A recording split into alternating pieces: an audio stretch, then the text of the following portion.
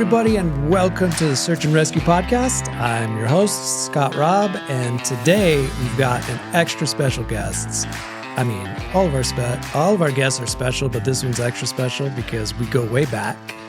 And he works for the Golder Ranch Fire District. Engineer Gabe Bravo. I guess you're not an engineer anymore. I'm always an engineer, man. You're always an engineer at heart. I don't want to take away from the Marines, but engineer at heart, you're always an engineer. I got other responsibilities, but I like the engineer title. You know what I think it is for me is because you were the quintessential engineer. You say that to all engineers, I'm sure. No, I don't. We all are quintessential, man. Remember, I kind of fell out of favor with engineers. It didn't hurt me because I knew how you truly felt about me. Yeah, exactly. So full disclosure, maybe I'll get into that story so we can say how it affected you. Right. So I was a new assistant chief of operations, and my goal was to try and rally the troops during the pandemic. All leaders do, right? Yes, and one of the challenges we were having is getting paramedics to work. The medics were getting burnt out, and understandably, they were running a lot of transports. There's a lot of unknowns during that time. So I wrote an email, and it was a call to action. I would like to call it a call to action, but what used to happen, and when we were in the stations together, is you'd have this engineer versus paramedic banter. You had to. Always back and forth. Right. Engineers would call paramedics road nurses. And so because I was a paramedic, I tried to rally the troops by going after the engineers a little bit. For sure. Just a little. Like-minded folks. You take care of your people, right? Yeah. And so I referred to the engineers in my email as the field goal kickers of the fire service. Right. And the analogy behind that was like, you guys know, paramedics, we know, they got one job, is to show up and get the job done in one of the most crucial situations. And so they don't really know what's going on during the day. They don't know what the medical calls are all about. They don't know what most of what we're doing is, but they have one job. Stay focused. And all I ask is that they do their one job. And so it was just friendly banter that I learned as a chief officer, that when you write something down and people are looking for ways to be offended, they can be offended really easily. For sure. Absolutely. And so that fired up a lot of engineers, and it also made a lot of engineers laugh. And I believe T-shirts were even made. T-shirts are made, yeah. I think stickers are going around. Yeah. Yeah. And so lesson learned for me as a communicator, as a chief officer. But I was still I was asking those questions like, don't you guys joke about that in the field? You're not allowed to joke with us, man. You stepped out of that role. You're right. I'm just saying, that's probably what it was. You came out, you stepped out, man. I became the man. You sold out, man. You became the man. You can't joke with us. That's right. It's like when I scold my kids and then I joke with them later, they just look at me like, oh, really? Like, you're going to mess with us now after you just punish me? Oh, yeah. Yeah, it's the same thing. Oh, I'm thinking it's the same thing. I had a battalion chief like that, too, where it's like, everything's cool till it's not cool. Exactly. And then you're like, wait. You're the man. Yeah, I tried to be serious as little as possible so that people can generally be like, oh, okay, we're fine, we're good here. Right.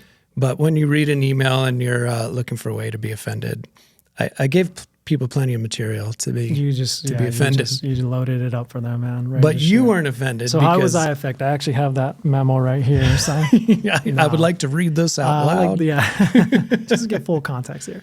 No, it's funny. I mean, come on, man. We know in any line of work, like you'll get the core group of individuals that are just doing their job, right? And then you'll get the few that are finding something to, just brighten their day, right? And I'm not going to speak for all the engineers because I didn't, take a poll, but the majority of us knew we had a great life.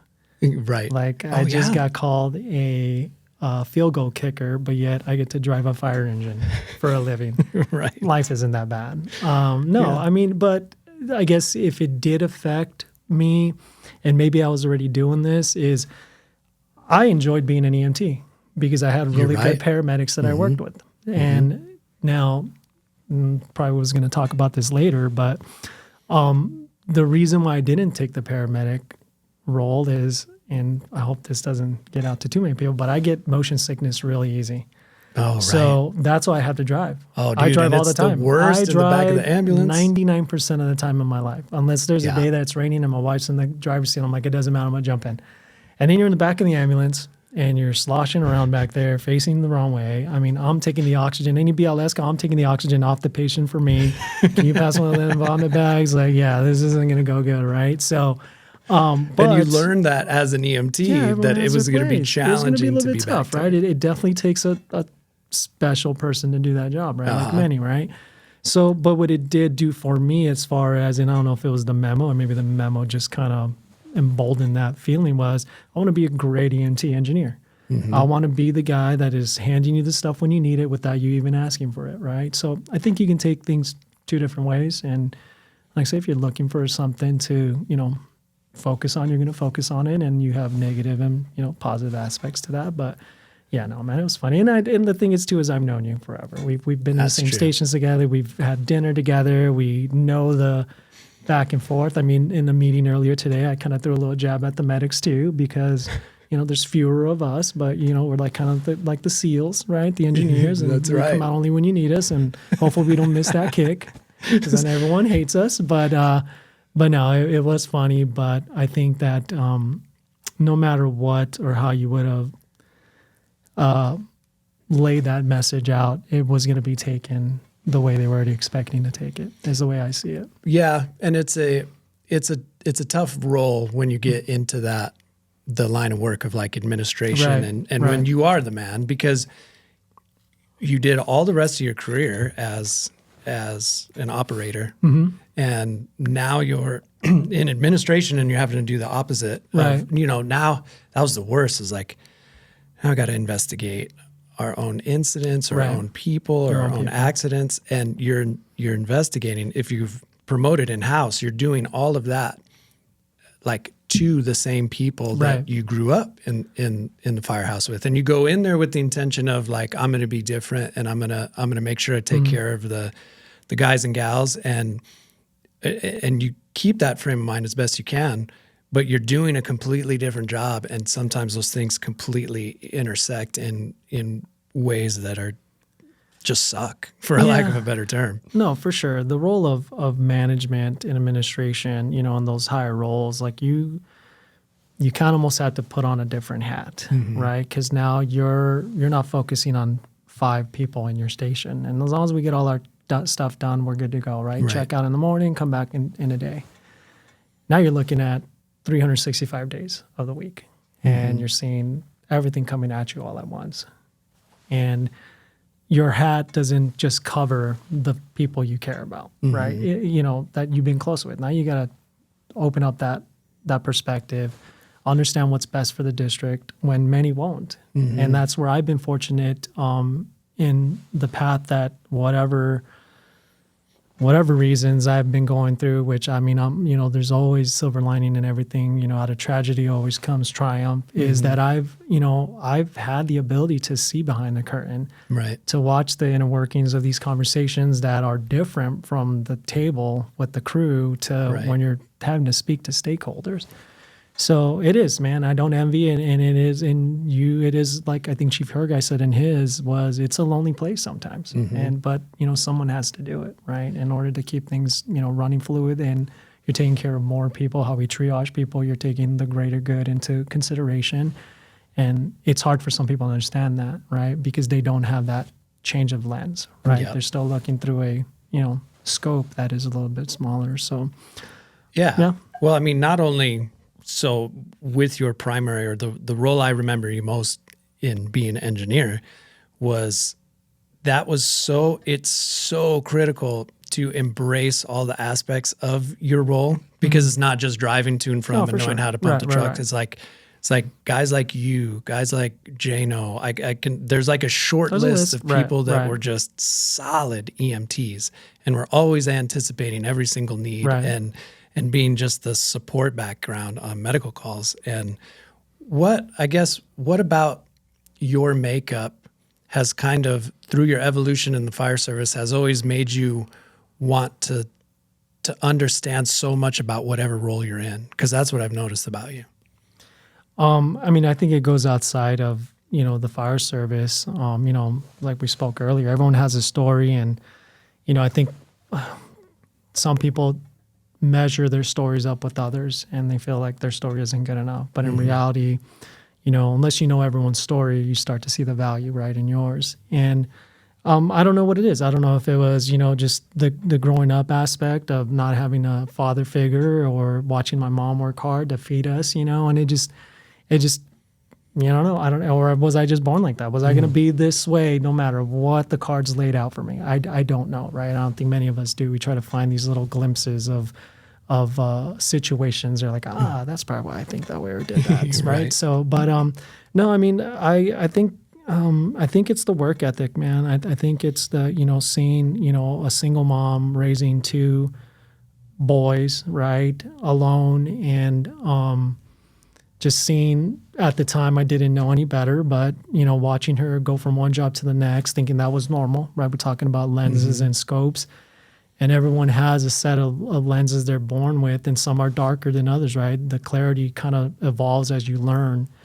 And to me, I thought that was normal. I thought, mom's supposed to do this. And, and she's just trying to survive and feed us because, I'm sure she wasn't planning on retirement and estate and this longevity wealth. It was like, I need to feed these kids because they're going to kill each other at home. And I mean, we were hangry before hangry was a thing, right? So it's right. It's like watching that and then learning from her on what we could do to help her at home, right? I mean, she taught me, how to iron and how to clean the bathroom and how to clean the house and how to do that because she couldn't do it, right? So maybe that was kind of training, right? If you do a little bit of foresight there from that point, is that, now going through, the work element as an adult, you start noticing like, I want to do a good job because, that's who I am, right? Sometimes I'm my own demise. Sometimes I take on too much on my plate, but I wouldn't want it any less than that. I was going to say what I'd noticed about you when I was an officer, and it's like I would see all of the potential in. You can see people, like you can see when they have that it factor or that extra thing that needs to come up. And what I was curious with you is I saw it early, and I'm not saying that I felt like you didn't see it in yourself, but I felt like you wanted to be such a master at your craft before you got to that next level. Right. And so you're like, I know Bravo's ready for engineer. What's up, man? Yeah. Like, what's going on? How come you're not testing for engineer? And you were mastering your craft as a firefighter and as a mentor for other firefighters. And that was really important. And in most organizations and time periods, you don't have the opportunities to move up as quick. For sure. As this one. So I think what would happen is talent would get identified early. You'd be like, okay, you need to keep going. Right. You get to, because we need you at this level, or now we need you at this level. Right. And I respect that you're like, I want to own my craft first. And even though like it was like we would talk in the training division, or like the second Bravo test for engineer, he's going to be first on the list. Like you just knew it, and it was just a matter of time. But it was like waiting that like, when's he going to do it? But that's because your attention to detail was like one of the things, and being a true master of your craft. And it's so important in this line of work. Yeah. And I mean, to this day, I'm still, I feel like I'm still the same, and my wife, and it's funny. It's like, did you and my wife speak this morning? Because she said the exact same thing. It's like, you need to have more confidence in what you can't do. And it's not, I don't know if it's like a humble aspect, or maybe I don't want it to get to my head because maybe that changes it. Maybe I'm like, yeah, you're right, I am the best engineer. And all of a sudden I'm the best. I'm no longer mastering anything, right? I think that constant humbleness of just doing a good job because it's the right thing to do can delay that progression, right? Because there was also that misconception that, he already promoted engineer, he's only a 2-year firefighter, he's not even a good firefighter. Well, he's already promoted, that fast tracking mentality. When can it be detrimental? I think in some aspects, yes, but it can also be detrimental in the sense that you are going to lose those valuable people a lot earlier in these positions that can provide that leadership or that sense of ownership. So I'm still battling with that now, which is okay. Like I said, it's my own battle internal, and I try to work on sometimes celebrating some of my wins a little bit more. But, there's no parades going on in my head. It's like, yeah, I did a good job. Well, I'm supposed to do a good job. I just don't have anything less than that. I don't think there's a point where I'm going to feel that I have hit the top on what I know, right? We're always learning. Things are always changing. You stay humble. You stay hungry. The workforce is changing. I'm cycling now into an age group that is kind of moving out, right? And we're moving in these new folks that are stronger, faster, quicker. And, so you just got to understand how the cycle works and where you land on. So whether I'm not able to pull hose as fast as I could before, I can at least share some of my tips that I learned along the way to help you as a younger individual not have to learn through the process I did. Let's knock out 4 or 5 steps and get you to 10 without having to go through 4, 5, 6, because 4, 5, 6 were mistakes. So I guess it's that realization of just kind of understanding your role. And I don't know. I mean, I don't know if it's good or bad. I'm really happy with what I do, even with the change of pace of what my role is now in the organization. Well, let's talk about that a little bit, because, one of the reasons early on into this podcast, mentally I had you on a short list as here's some people that I want to bring in right away. Appreciate that. Because the goal of Search and Rescue is to tell the stories of the individual police, fire, and military that can find a way to connect with other people. Okay. Because one of the downsides about an approach that's like a lot of public servants are just like you in that they're humble, or they don't want to make it about them, or it feels like sharing your story or sharing your perspective is like, what's the big deal in it? Right. And the whole point of this podcast is it is a big deal. For sure. And I want to capture what's going on in these men and women every day, because we can make a connection with each other. So to just start to unpack it a little bit, you came into the fire service after working in private sector for a while. Mm-hmm. You're doing great as an engineer, and I'd like to start. You migrated into training because that was a great position for you, because you're a great communicator and you care about your craft enough to educate. And then it was like something was up, something was off, yeah. And nobody knew what it was. And I think you didn't even really know what it was. And so maybe start us off in that time period of you're in there, you're doing some engineering, and you're noticing some health issues maybe, but you can't really sort out what that is. Right. No, it's exactly how it was. It was just, something was off. I went from, being at what I considered peak performance for me, right? I felt like I can hit all my benchmarks that I needed to. I went to training because, like to your point, I wanted a little bit more, right? I felt like I was doing well in the field. I love running calls. I still miss running calls.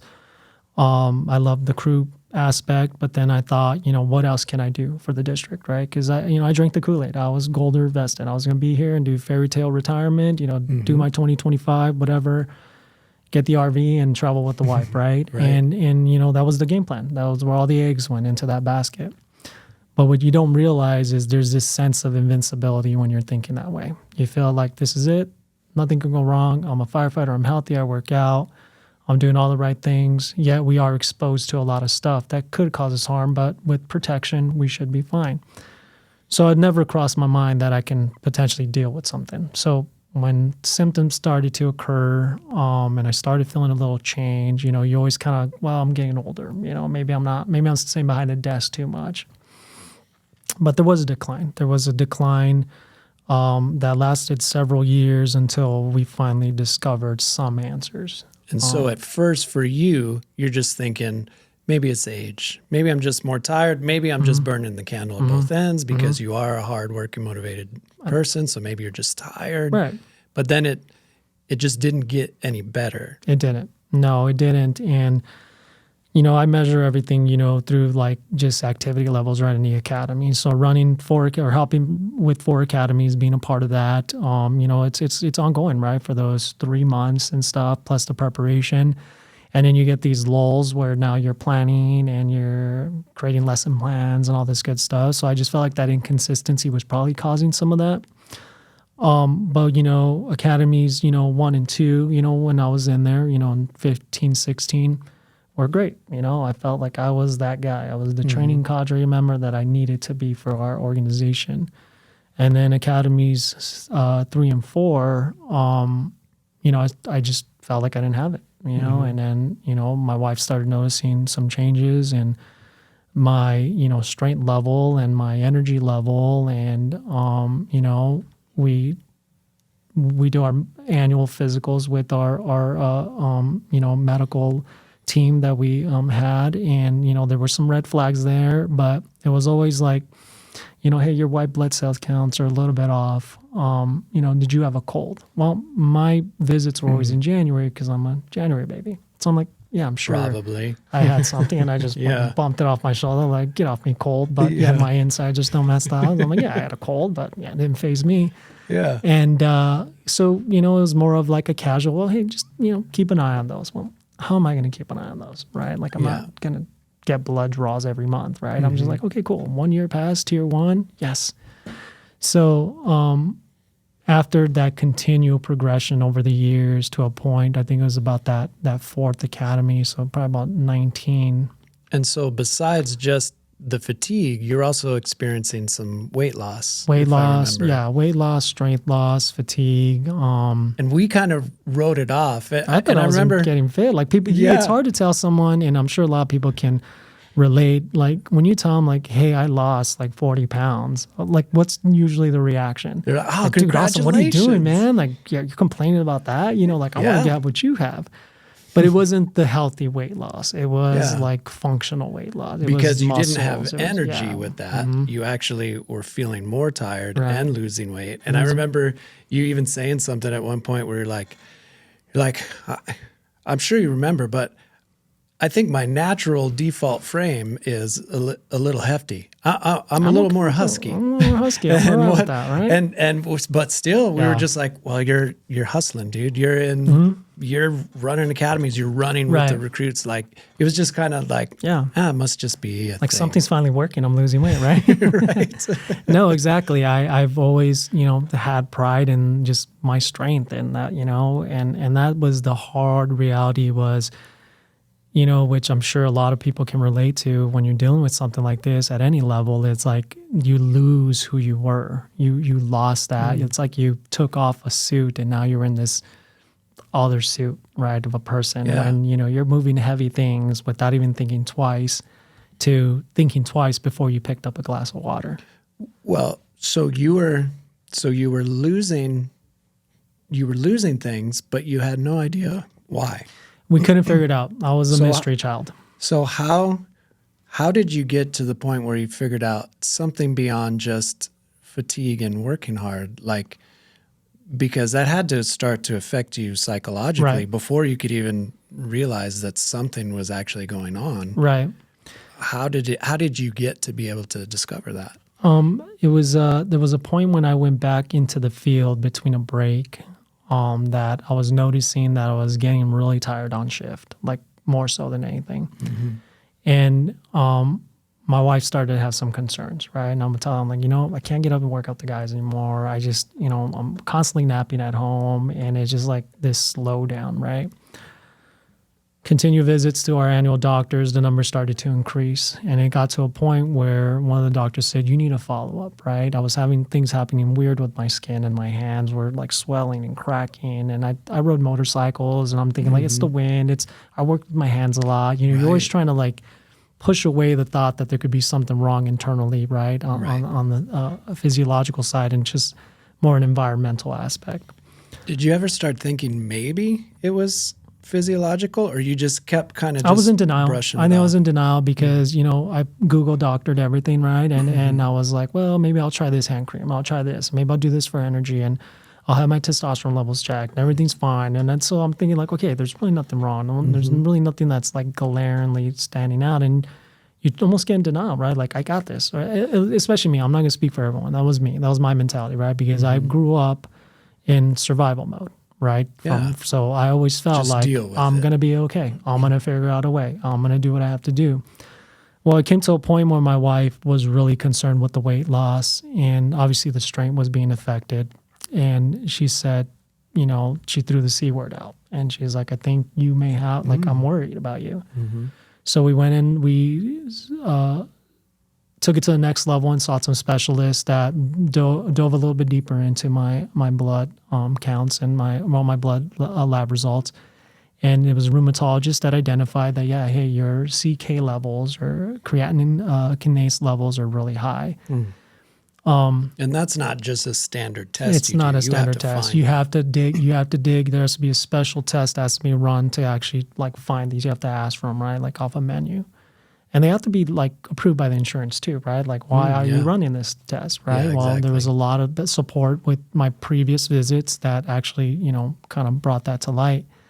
So once they started noticing that and I started doing my research, a lot of it had to do with, muscle waste, that was happening. And it matched up. I'm like, you're right. Yeah, no wonder I feel No wonder I'm tired and weak and I feel like something's going on in there.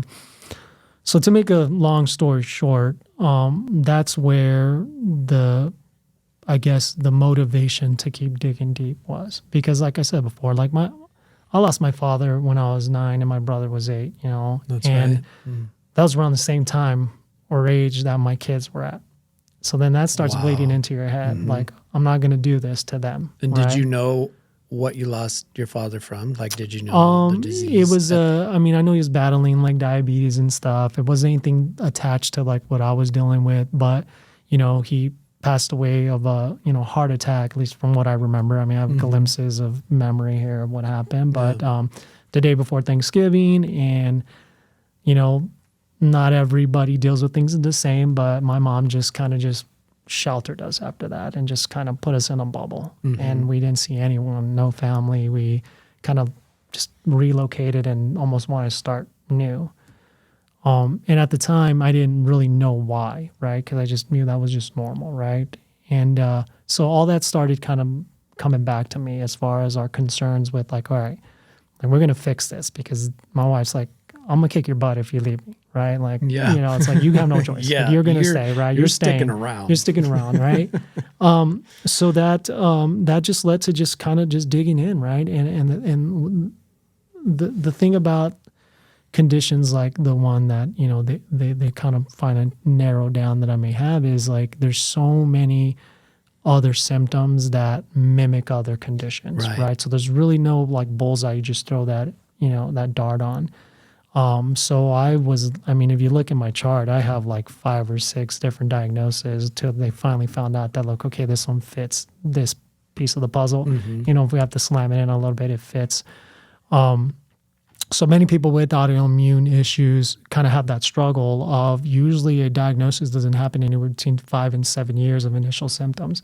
So you got 5 to 7 years of just figuring out like what is going on in my body. Yeah. I had doctors like telling me like, we don't know. You don't fit the age criteria demographic. There's all these things that usually happen to individuals that have this, which make me wonder that there may be more of my age group that do deal with it, but because of that 7-year spread or more, they don't get diagnosed, right? Yeah. So then they label you at 45 having this, when in reality, 35 you had this. You just didn't know. Wow. So what is it actually?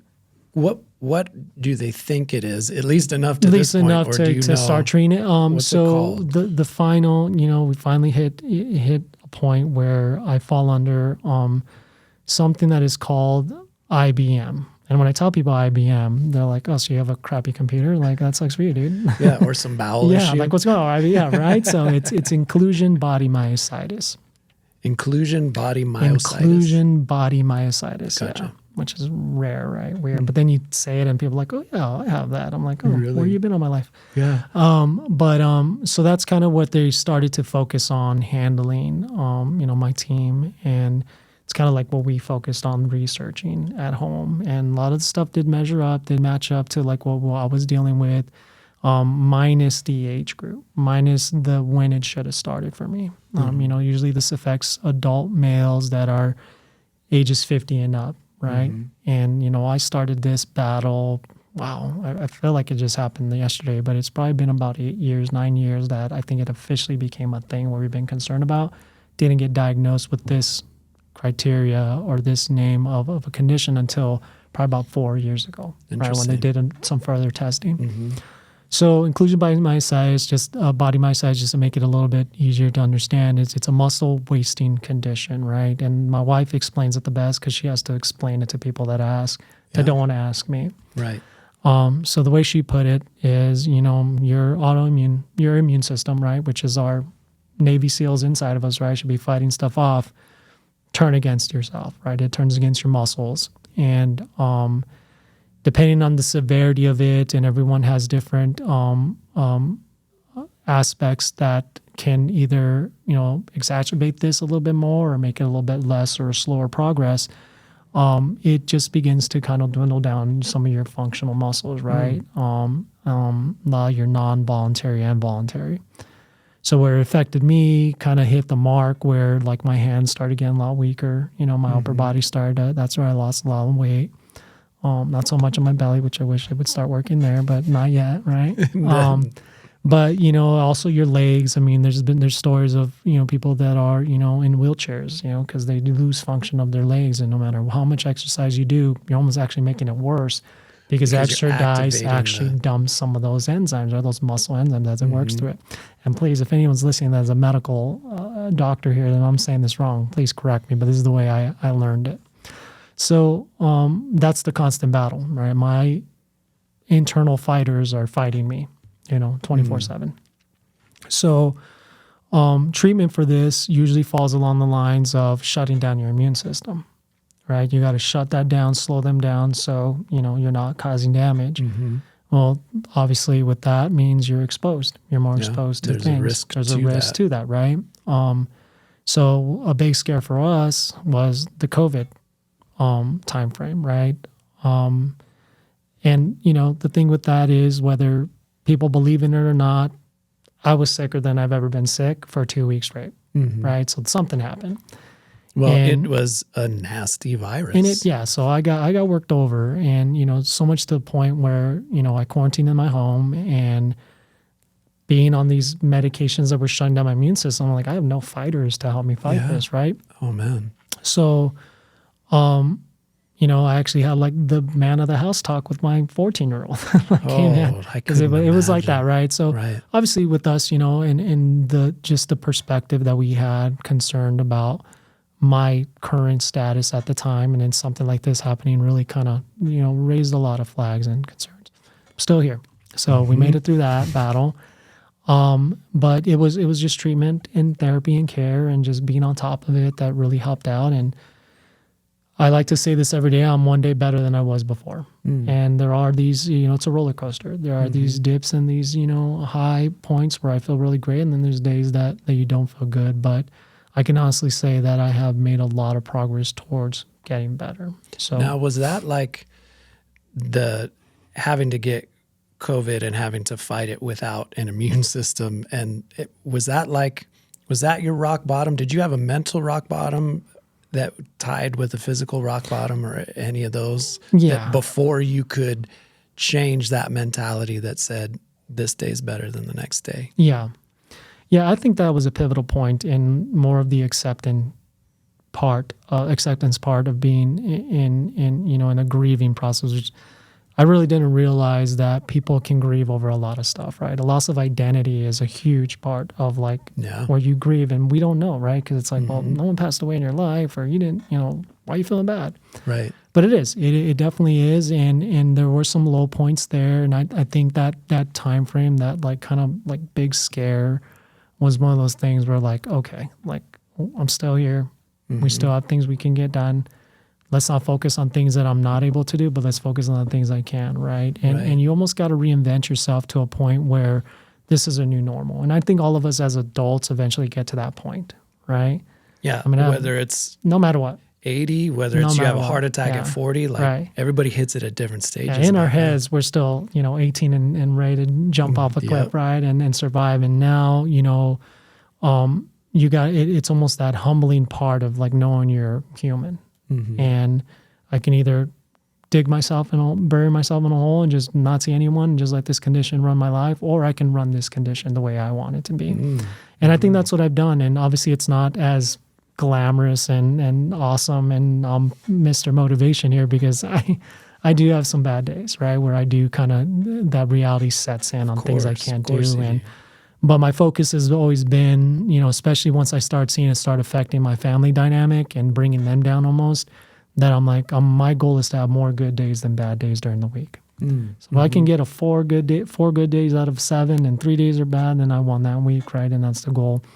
So now if you're to try to define how you would end up defining a good day, as an example, as like a good day over a bad day, what is it that is the difference? Yeah, it's changed, right? As I've gotten or started to feel better, the good days are better and the bad days aren't as bad. In the beginning, going from not being able to get up from a seated position, not being able to walk without tripping because you can't stand and walk and lift your leg high enough, being able to help my family with things they need to do, right? Throw the ball around as best as I can.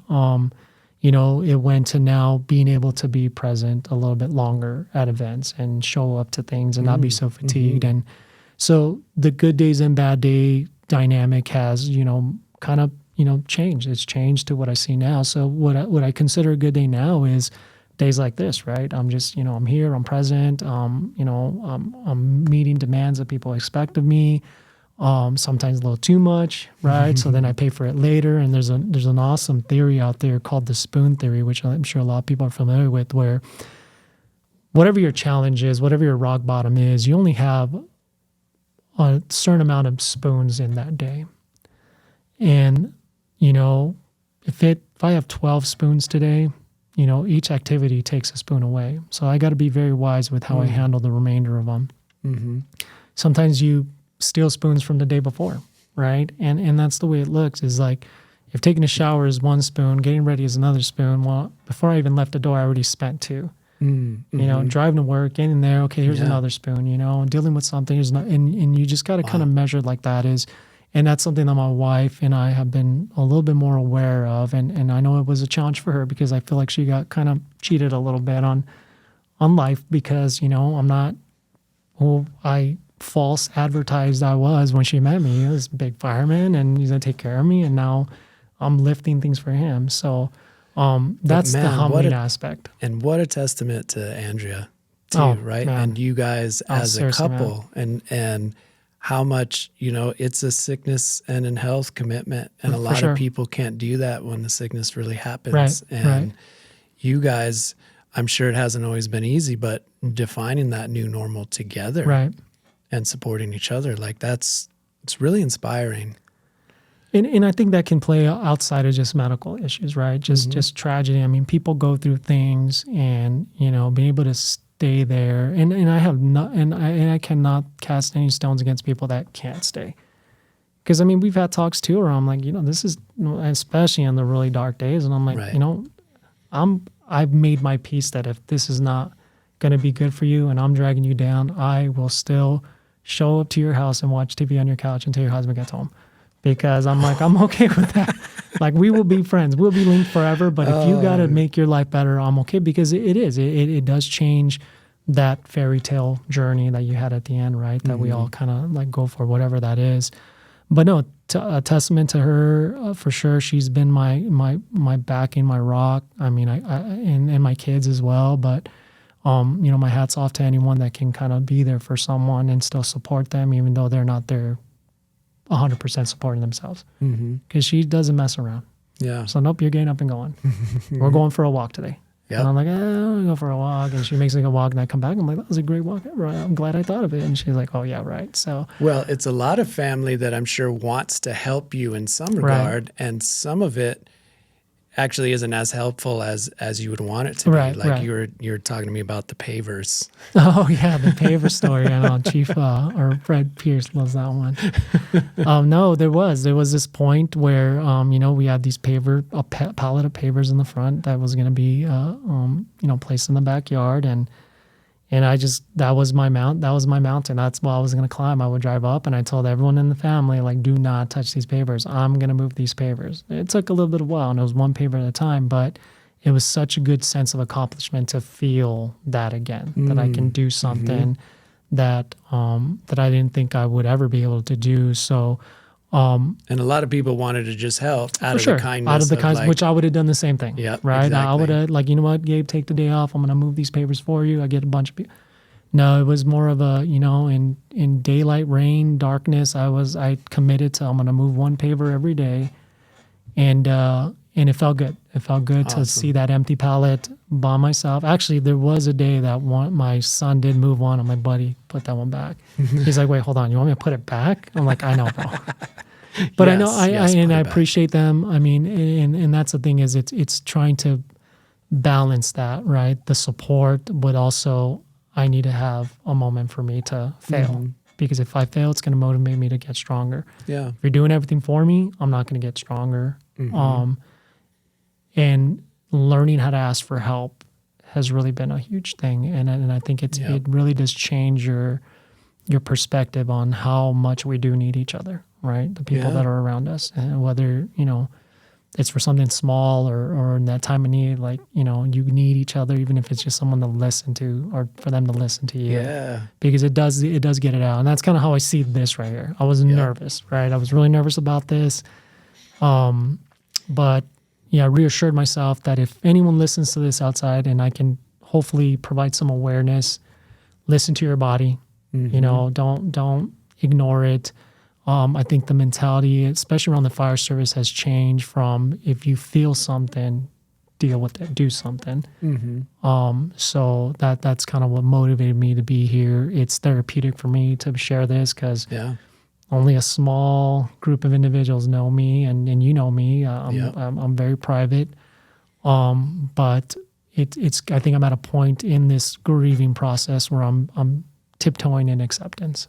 Yeah. And it doesn't mean acceptance means I'm settling. It just means that, okay, like, I hit another hurdle. Let's go ahead and find out how we're gonna tackle it until I can't anymore. So, well, and there's, you mentioned having to reinvent yourself and figure out what that new normal is. Right.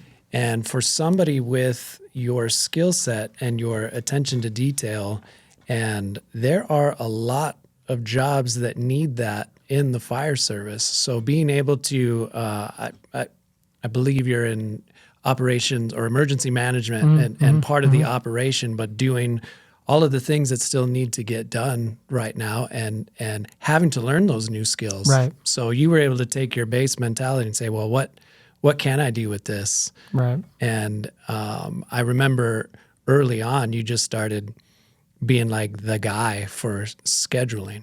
And for anybody that has to do scheduling for a large department, it is a nightmare. Salute you. And all the nuances from getting all the coverage at all the stations with all the certifications, have the whatever policies and procedures are in place for bidding or who gets first access to overtime. It is a beast. That's a beast. It definitely is. And you need somebody that knows shift work to be great at it.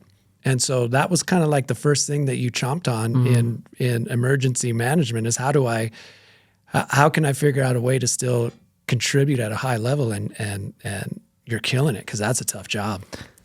No, definitely. I mean, that's the silver lining in all this, is like just having the opportunity to, maybe my fairy tale story of just being an engineer, captain, staying in the crews, retiring, moving on, and then that's it. That was my entire lens of the fire service, to be able to peek behind the curtain, see the inner workings of what actually makes that fire engine run and run a call.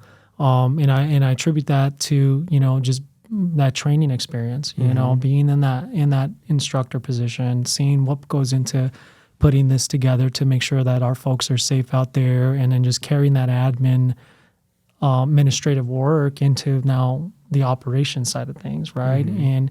And just being a conduit of information and callous to make sure that everyone's voice is heard, because I still have fire brain. I'm still, I like in my head, my 911 calls are different now.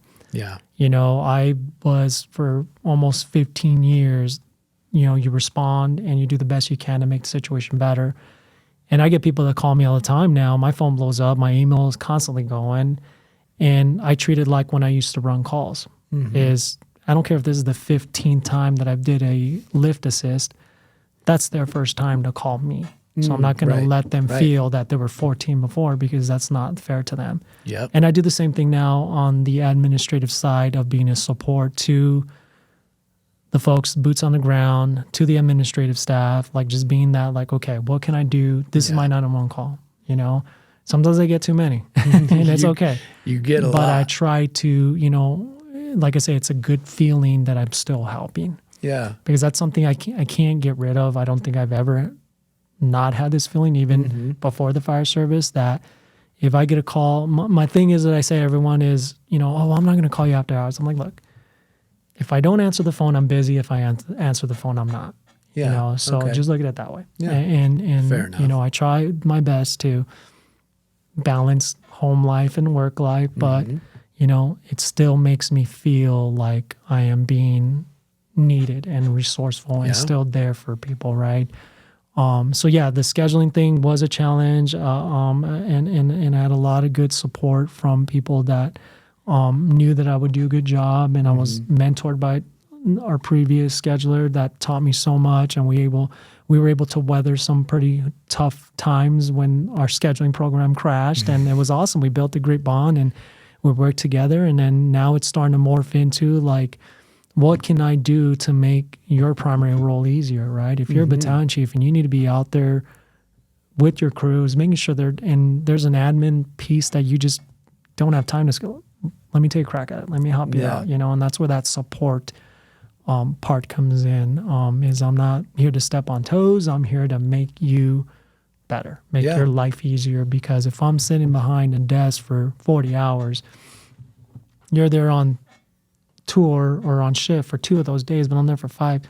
Let me carry this forward for you. Let me at least keep that momentum and that consistency going. So it's been working great. I guess you'd have to ask everyone at work how they feel, but I know how they feel. I think it's working great, and definitely a great opportunity for me to expand that lens, right? To add more clarity to my perspective of the fire service. I'm sitting in different meetings, listening to leaders speak on situations that I probably wouldn't have had the opportunity to do that if I would have just stayed in the firehouse. Well, and a lot of people in your same situation, and I think that's some of the point in being able to share your story, is when you identify so much with who you are as a firefighter. Right. You were so much an engineer that I called you an engineer when you first came in here, because that's just my first name. Bravo equals engineer. Yeah, I changed my name formally. And a lot of people can't get past that. So like if they were to be in a similar situation, they'd just be like, well, I got to leave because I can't be around the fire service all day if I can't do engineer Bravo. And so first of all, for me, that's true servant leadership. Is the ability to recognize, okay, what can I do, and find a way to contribute and still be a part of your team, even though it is not the ideal or the fairy tale that you had asked for. Right. To say, not only am I still going to do this, but I'm going to do this at Engineer Bravo's level, and find a way to support this team. And there's no better example of leadership than when somebody gets hit with hardship like that and finds a way through it and finds a way to reinvent yourself. So hats off to you, man. I appreciate that. And like I said, there are many people like you that have supported me through it and I've learned from. And, just a shout out to my engineers is we're resourceful, right? When something goes wrong, we find a way to make it better or to fix it. That's one of our main roles, other than driving those big fancy engines, right? But it's like, you're a problem solver. And I think if I can, maybe my body for now, I'm definitely getting stronger, getting better, making some leaps and bounds in what I was. But let's use my my experience and what I can do to just, help out, right? Just instead of on the fire ground with hoses and tools and rescues, is what can I do with that same mentality to fix problems, to at least provide solutions, another voice. But that's exactly it. And like I said, there's good days and bad days. And the point of, has it crossed my mind that maybe I don't need to be here anymore because I can't be who I was? It crossed a lot, but then it came to a point where it's like, no, I can definitely still provide some kind of service and support, and it's been going really good. At least I'm happy. And the good thing about it is, if you do it for the wrong reasons, like we always say, right, you got to want to do it first. You have to have the want. Yeah. And if you want to do it, everything else falls into place. Yeah. I think it goes with, we don't talk about it a lot because it's just what a lot of administrative and executive chiefs feel is part of the job. You're just supposed to support the people. But in a situation like what you've had, you've also had a lot of administrative support from Golden Ranch Fire District. And I think that's a testament to who the fire district wants to be, is like, you could take one hand and just be like, oh, well, that stinks. Or you could all be continually working together to figure out, let's figure out, this guy's got to take a knee. Let's figure out how to help him. And it goes to everybody in the organization. And so, like, I have to give props to Golder's administration for figuring out ways to continue to help their people.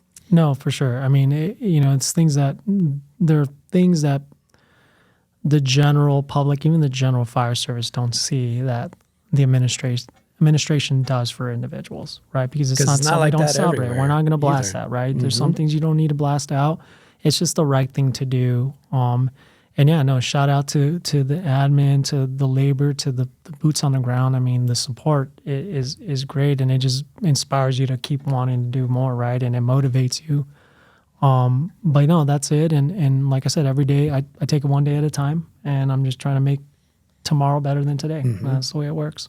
Yeah, and I think the listenership being very, we're all across the country, and so you say, maybe hit up the administration if you've got a particular problem with a firefighter has a similar situation.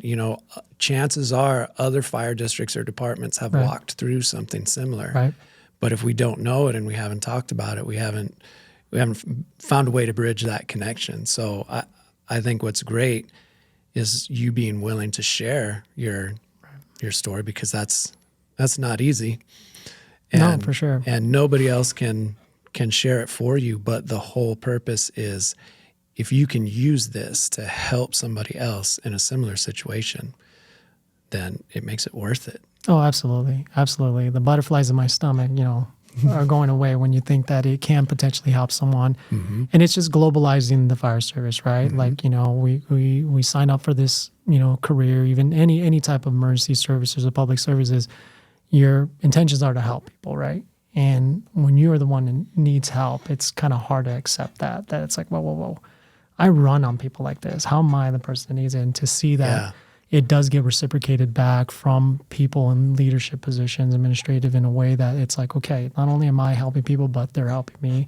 And it just comes back full circle. So I definitely have a lot of appreciation for everyone in my life, to tell you the truth. Because if it wasn't for anyone that at any given moment picked up that phone or gave me that hug or gave me that sense of encouragement, or we relived some stories from back in the day, like it just, it inspires you. It inspires you to be like, okay, man, I'm still in it. I'm not a lost person that just kind of just floating through the world. Like I have a place, and I think I've found my place for now, and we'll see what tomorrow brings, and I'm looking forward to it. Yeah. Well, I think you've done an amazing job with the hand that you've been dealt, and that's why I needed you to be one of our first guys on here. Oh, man. Because we're dedicated to helping those that serve, and you sharing your story is doing just that. I'm setting the bar low, so anyone else is just going to be that much better. No way, man. No, this is good. It's been really good, and I agree. I think that the sharing is the biggest piece here. Yeah. The sharing. Yeah, so I guess for our listeners, you can always reach out through the podcast and the different, we're on YouTube. We have something as simple as throw something in the chat. Find a way to get a hold of the people that we're talking to on these, and I'll help be the bridge for that, because we've talked, you want to be a resource for anybody that might have some similar questions. Right. And so I'm not just going to blast your cell phone out here, but what I want to do is is with your authorization, just find a way to connect with us through the different media platforms, and I will get you in contact, and we'll find a way to help pick your brain on stuff like that. Absolutely. I mean, I don't have anything officially out there yet for this, but to be able to champion something that, helps others kind of discover situations, especially, someone that kind of got blindsided by this. Yeah, I'm more than happy to help out. And there's other individuals that have dealt with similar things that have done the same for me. So I'm definitely wanting to pay forward. Awesome. Well, see, that wasn't that hard. It wasn't that hard. It wasn't that scary. No, I know we got the lights and we got the cameras duck on why you should see my legs right now. I'm just flipping around, nervous. But no, this is good. This has been a really good experience. And for one, we go back, man. So I would not take advantage of this moment and just come and have another chat with you. Yeah. And next time, maybe we'll talk about, you were one of the funnier dudes that was in the firehouse, and you had kind of this kind of sneaky funny. It was like this dry sense of humor. That went away. That went with the condition, man. And now, so you shed that also? Shed off, well, man. you got to like bring a that back. Rattlesnake. Yeah, I don't have it. The kids clown on me all the time. Actually, that's what my wife said to me. She's like, "Don't try to be funny." What? I'm like, damn. I'm like, I don't even try. I'm just funny. But I guess I'm not. I'm just am, right? And then my son was like, okay, don't be a robot and just be cool. Just be loose. But you've taken all of their advice. I hope so. I mean, they're going to be my biggest critics, but no. I'll protect Andrea from it, and I will say we're not going to go into jokes this time. But as we're getting the muscles stronger, we're also going to get that humor back. We'll see, man. And we're going to have story time. It's just dad jokes now, man. That's all it is. That's what I relish in. The cornier, the better. But I'm definitely looking forward to it. If you do have an opportunity for me to come back, and maybe we can share something else. And anytime. I appreciate that. That's what we're here for. Awesome. Bro, thanks, brother. Appreciate thank you it, so man. much. Thank you. Appreciate you hanging out. Yeah, me too. Thank you, everybody, for listening. And like we said, leave in the comments or the chat some of your situation and your willingness to get a hold of Engineer Bravo, and we'll make sure that it happens. That's all we got for this episode, and we will talk to you soon.